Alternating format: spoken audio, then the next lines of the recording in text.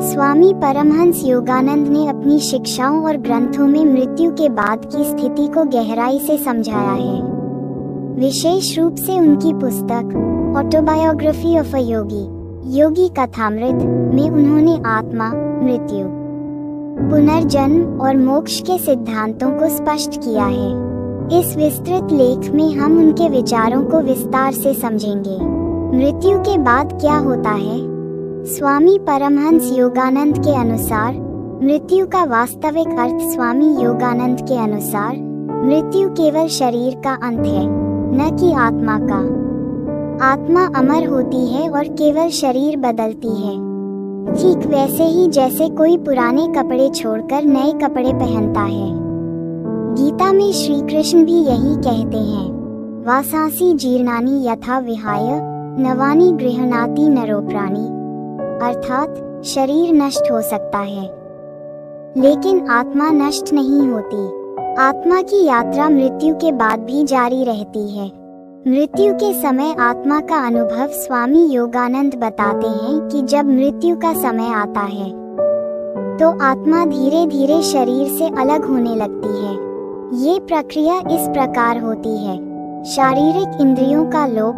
सबसे पहले व्यक्ति की 5 इंद्रियां स्पर्श, दृष्टि, श्रवण, स्वाद और गंध क्रमशः काम करना बंद कर देती हैं। प्राण ऊर्जा का खिंचाव।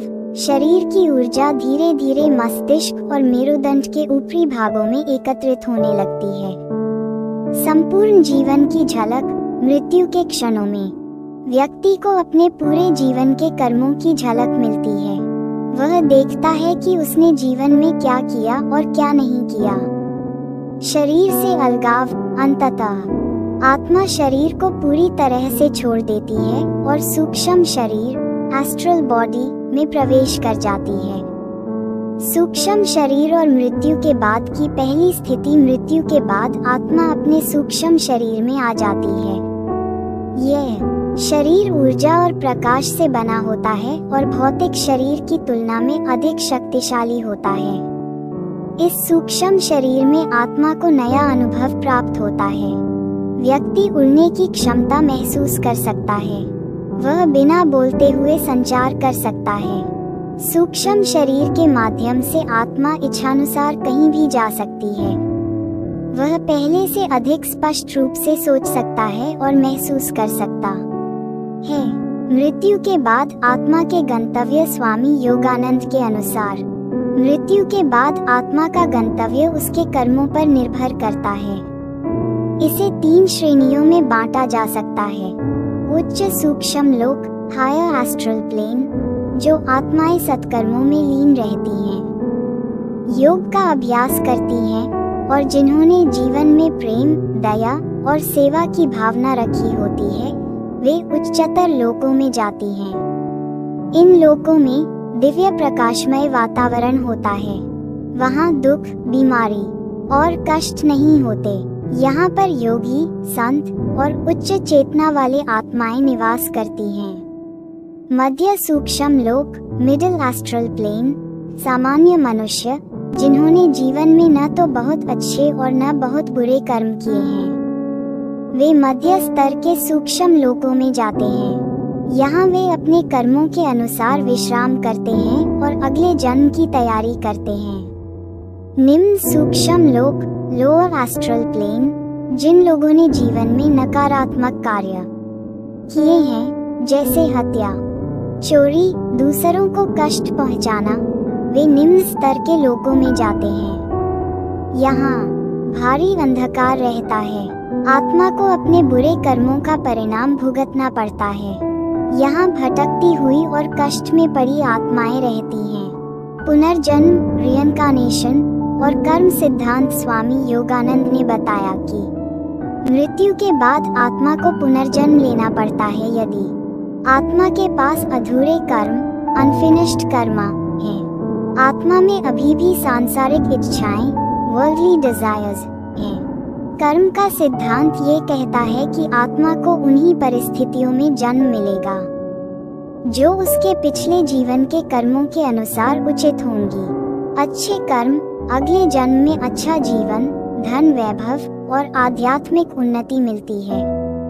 बुरे कर्म, कष्टदायक परिस्थितियां, निर्धनता और संघर्षमय जीवन मिलता है। योगियों और संतों के लिए, जो आत्माएं पूर्ण आत्म साक्षात्कार प्राप्त कर चुकी हैं, उन्हें पुनर्जन्म नहीं लेना पड़ता।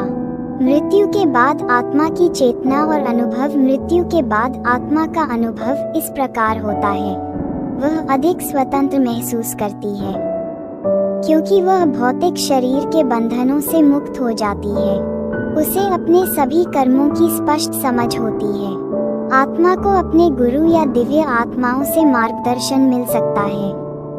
मोक्ष, लिबरेशन और आत्मा की अंतिम यात्रा। स्वामी योगानंद ने बताया कि आत्मा का अंतिम लक्ष्य ईश्वर से मिलन, गॉड रियलाइजेशन है।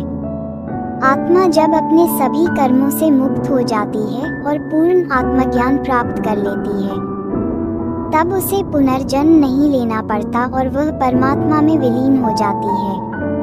मोक्ष प्राप्त करने के लिए 3 प्रमुख मार्ग हैं। ज्ञान योग, सत्य का ज्ञान प्राप्त करना। भक्ति योग, ईश्वर के प्रति प्रेम और समर्पण। क्रिया योग, ध्यान और साधना द्वारा आत्म साक्षात्कार। मृत्यु से भय क्यों नहीं करना चाहिए? स्वामी योगानंद ने मृत्यु को लेकर भय को दूर करने के लिए कहा, मृत्यु केवल एक अवस्था परिवर्तन है, जैसे दिन के बाद रात आती है। आध्यात्मिक साधना से मृत्यु का अनुभव सहज और आनंदमय हो सकता है। ध्यान और ईश्वर की भक्ति से मृत्यु के बाद भी आत्मा को शांति प्राप्त होती है। निष्कर्ष। स्वामी परमहंस योगानंद के अनुसार मृत्यु जीवन का अंत नहीं, बल्कि एक नए जीवन की शुरुआत है। आत्मा अमर है और अपने कर्मों के आधार पर आगे की यात्रा तय करती है। पुनर्जन्म, कर्म सिद्धांत और मोक्ष की समझ से हम अपने जीवन को आध्यात्मिक रूप से उन्नत कर सकते हैं और मृत्यु के भय से मुक्त हो सकते हैं। योगानंद का संदेश स्पष्ट है, अपने जीवन को इस तरह जियो कि मृत्यु के समय तुम्हें शांति मिले और तुम्हारी आत्मा परमात्मा से मिलन के लिए तैयार हो।